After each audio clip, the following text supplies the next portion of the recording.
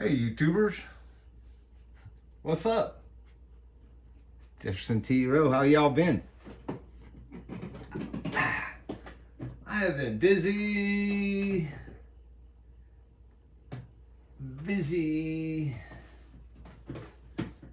working on my family Bible. And nothing about religion, right? This is not about religion. This is about family. This is a family channel.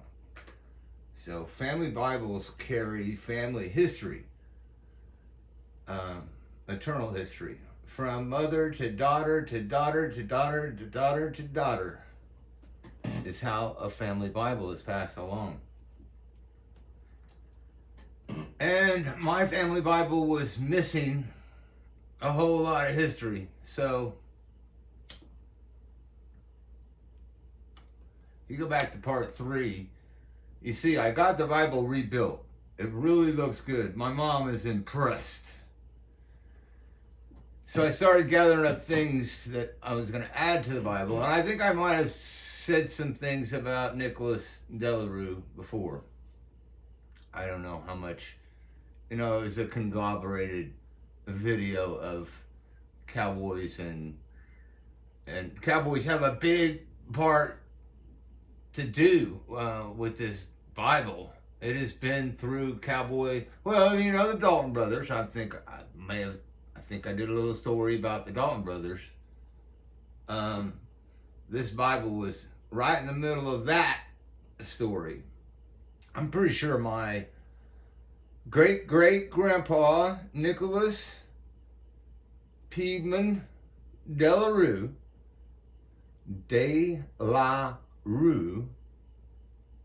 because people spell it wrong. It's De La Rue, like capital D, capital L, French. Anyway, I don't want to get too sidetracked. I want to just go through these things that I added to the Bible, because the Bible really doesn't tell you anything. I mean, it has just a few names, and I should have the Bible. I know it's over at my daughter's house. I'm gonna get it out and have a look through, so you can see that I added these things to it. So I want to just kind of look through them. So let's pull one up. This is the first one, and it really doesn't have to do with the Bible, because the Bible is a Delarue Bible. But it does eventually become a Carmichael Bible. And right now it's a Phillips Bible. It was recently a Carmichael Bible. This is a homestead. When you see the wagon trains running in to make the claims on homesteads from Kansas into Oklahoma, and they show all those lots of wagons, and they're all riding in on their whatever they can get to go stake a claim in Oklahoma. If you keep your claim and do right, you get basically a deed like this, a homestead deed. And that's what this is for the Carmichael family, which doesn't have anything to do with the Delarues, but it just shows that it's all going on in the same time, in the same place. I'm just going to click through these. So a map, this is good to have a map to show you that this is Cherokees, this is Osage. Osage are mostly were up here and farther up in Kansas, but they had a lot of trading posts. They had a lot of money, so they purchased this Osage part of Cherokee lands from the Cherokees, and they made like all the rights. I don't know how it works. The rights publicly owned. I'm not sure how it works. Anyway, but they made big oil money. You can go watch the movie, whatever. The Cherokee Strip, an outlet. should probably go, seems like it goes up into Kansas to me. But anyway, here's the neutral strip over here. Cherokee Strip is like where Cherokees from 1817 were pushed over to protect the railroad that was going through Kansas. Nobody's going to tell you that. But I'll tell you anyway. Don't want to get into that whole story. There's the Osage lands, what they purchased from the Cherokees. I think this is before the Osage. No, I think the Osages. These are Osages. So here's the Osage land. This is just a more detailed map. Putting this stuff in the family Bible. Now this map shows, well, here's Okmulgee and Henrietta. My daughter's born in Okmulgee. I lived there for a couple years, went to school, Oklahoma State Technical Extension. And Henrietta is 10 miles down the road from there. And 45 miles this way is Tulsa, Oklahoma. And also is Keystone Lake. So in this map, Keystone Lake is not even here. But, so here's the Osage County. And I live up here in Wichita. And you see I have put some yellow and orange stars at these places and labeled them. So this is Henrietta and Okmulgee, and there's star number 4. Okay, these stars are where the Bible was at. So the Bible went from here, from star number 1. This is Pawhuska, and went to Coffeyville, or went to Liberty, Coffeyville, Liberty. No, that's 2. This should be 2 right here. Right here, Thayer. It went to Thayer. And then it went to Coffeyville. Then it went to Liberty. I need to redo the numbers. Then it went to Liberty. It went over here to Cleveland and Jennings. Then it went to Okmulgee and Henrietta, and then it went to Wichita, Kansas, up here.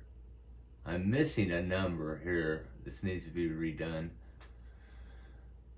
But each star represents, starting with 1, it should be 2, 3, this should be 4 or 5, and this should be 6. Those are the places that this Bible, this family Bible, has actually spent a lifetime. It lived in those places under different moms that owned the Bible. Or there were guardians of the Bible. I don't think anybody owns this Bible except for Emmeline Sarah de la Rue,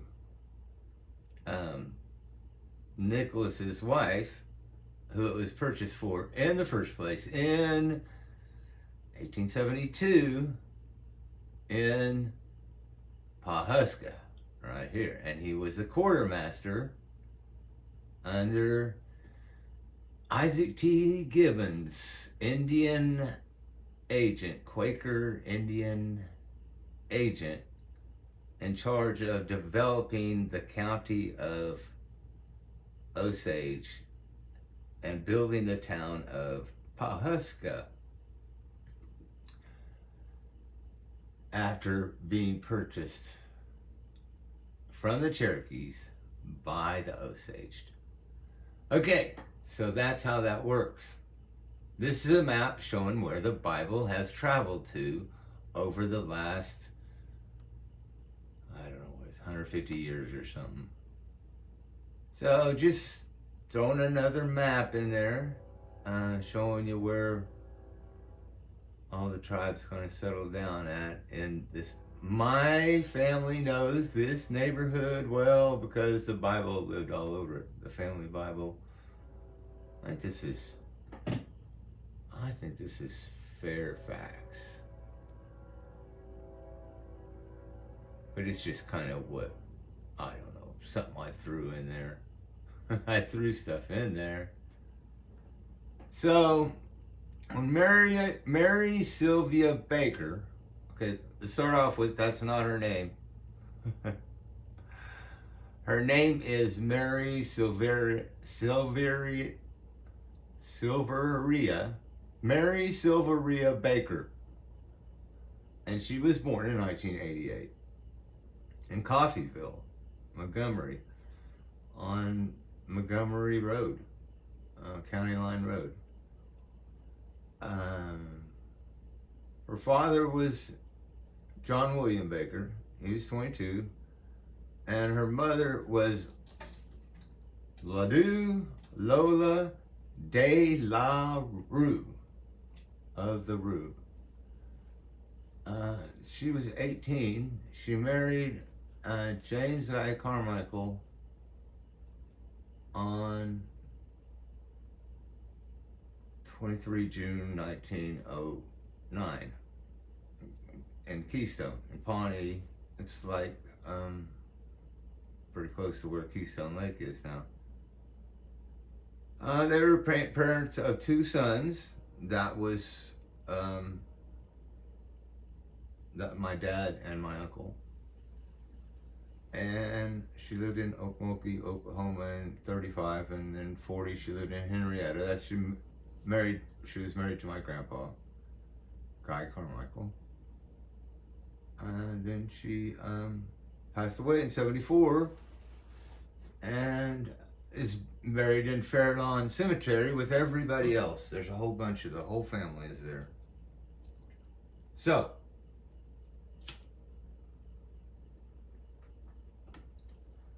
this lady right here, Lola de la Rue, was my great grandma. And this was her family Bible. So that started something pretty crazy. So these are things that I've added to the Bible. I've glued, these are now glued, this is glued into the Bible. So this talks about her husband, William Baker. Some of this stuff I'm going to talk about could come from the Baker family, some could come from the De La Rue. They're both big developers around in the early days. Well, John Cary Baker is considered a pioneer, one of the pioneers of Coffeyville, Kansas. Okay? So, I'm not gonna, there's the name, De La Rue, capital R. These people spell things different. Like Sylvia turned Silveria, Mary Silveria, my grandma, Baker turns into Sylvia B. Carmichael. So it's kind of hard to trace people around because they change their names, they change the spellings of their names. It's just crazy, but they're all buried here in Fairlawn Cemetery in Cushing. If you know, Cushing and oil kind of goes together. Those are two words that kind of go together. This is just some history. See, they say John C. Baker, K.C. Baker, is that right? I'm not sure. Was a pioneer settler of Montgomery County. And I got a couple pages of, a couple clips. There's the other half of that article. I'm not going to get into it. Lola De La Rue Baker. There's her name. She's my great grandma.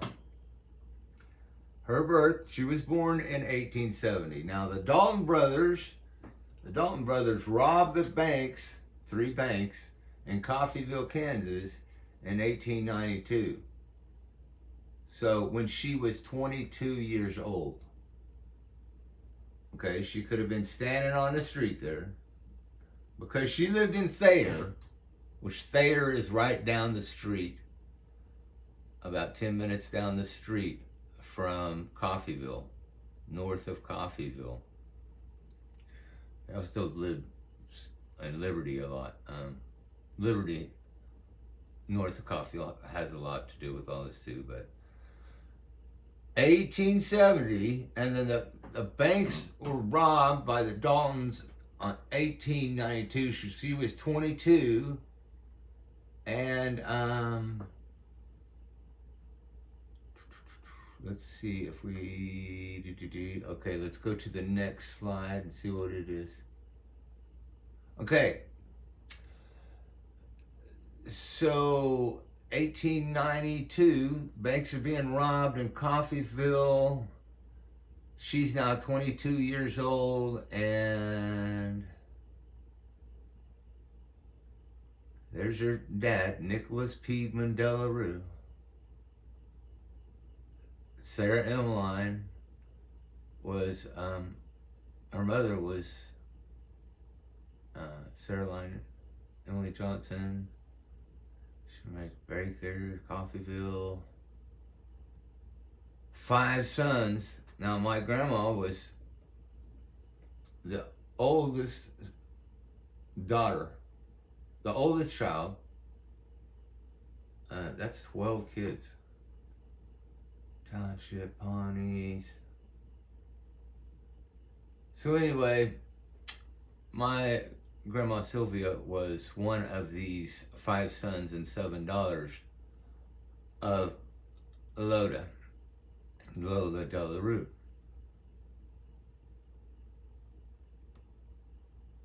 And here they are.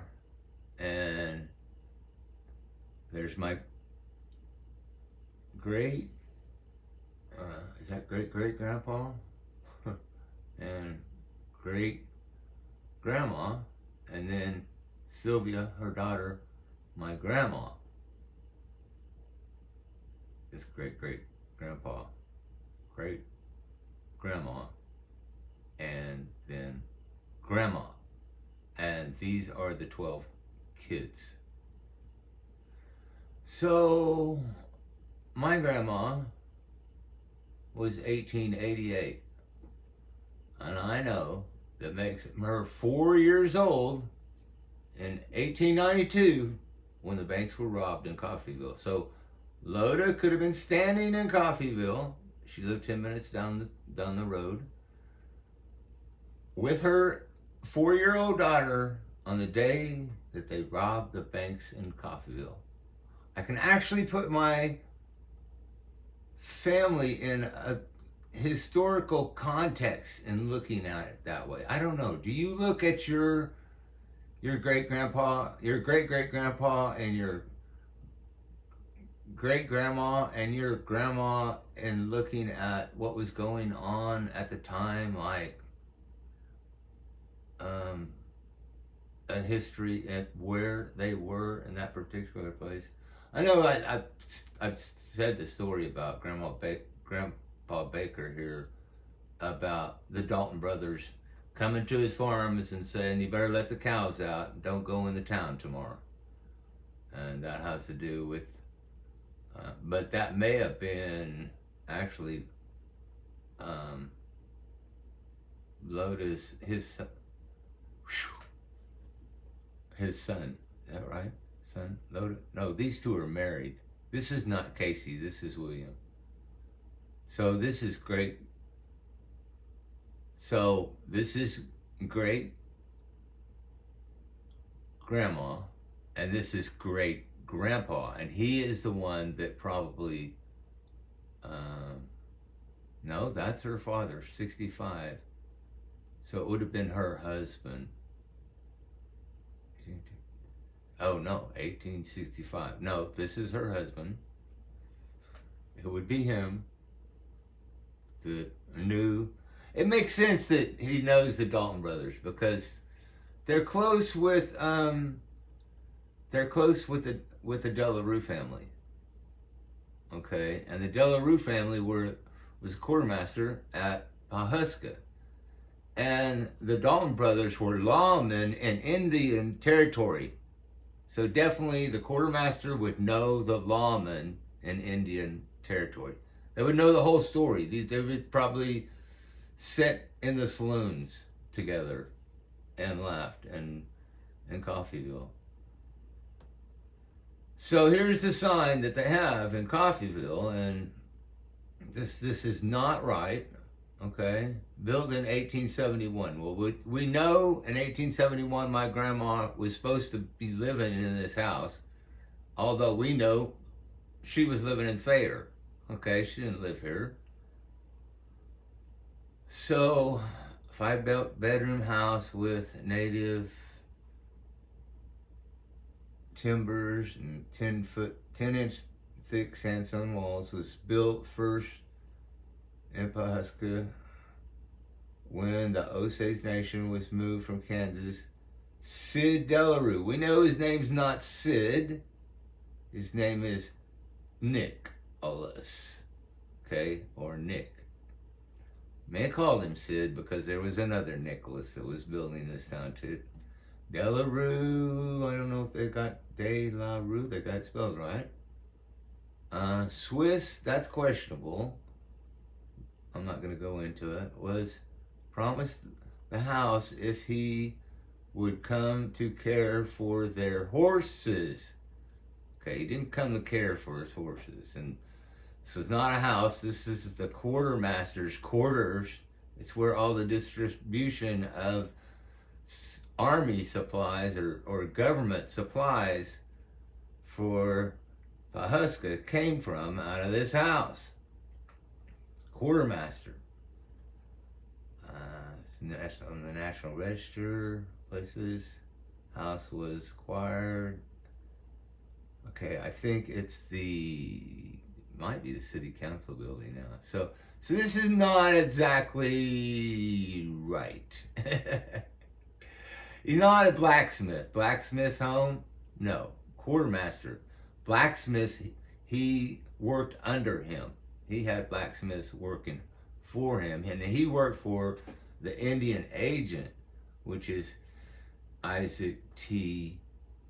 Gibson. Okay. There's a reason that this is all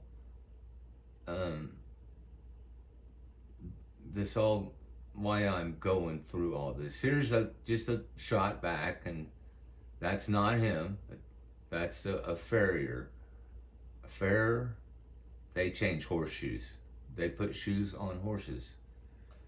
And Nick was pretty cool because Nick had teams that would go out to your land and do this wherever you lived at rather than you having to come into town.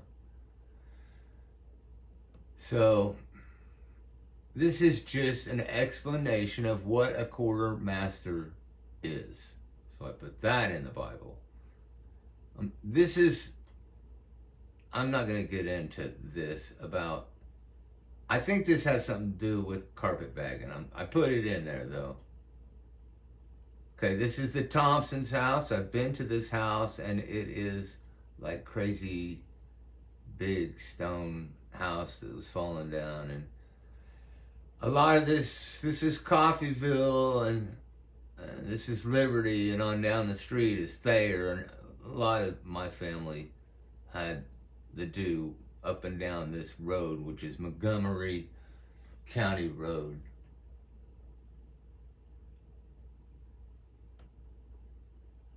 And here's just Montgomery area, and here's 1, 2, 3, 4 more stars. There's Thayer right there. So Nicholas De La Rue lived in Thayer. He did not live way down here in Pawhuska.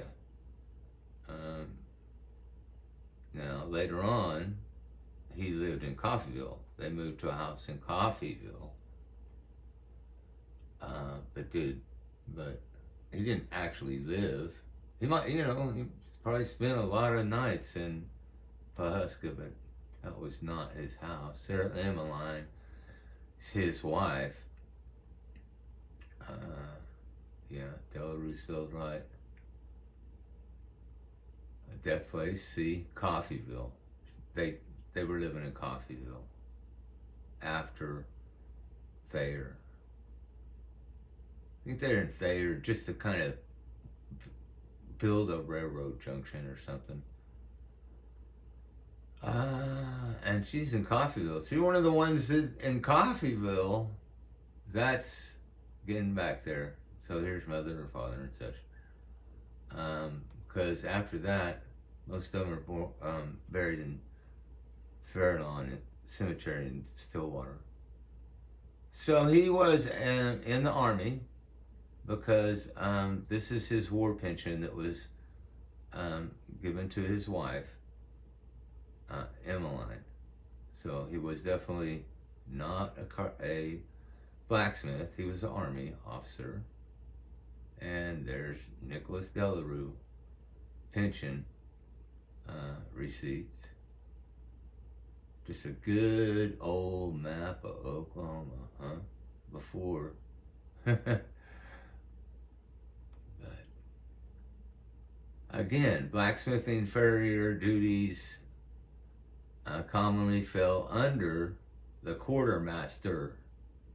So he was the quartermaster, and he fell under the Indian agent. And this is just a silly picture. And it could have looked like this. Those could be trainees. That could be my uncle with the big old Quaker beard there. Probably, possibly, looks like a Quaker to me. Does it look like a Quaker to you? From here, I will go and show how this ties into mineral rights in Oklahoma, mineral deeds, inheritances, and so on and so forth, as far as I know right now. Peace out, Jefferson T. Rowe.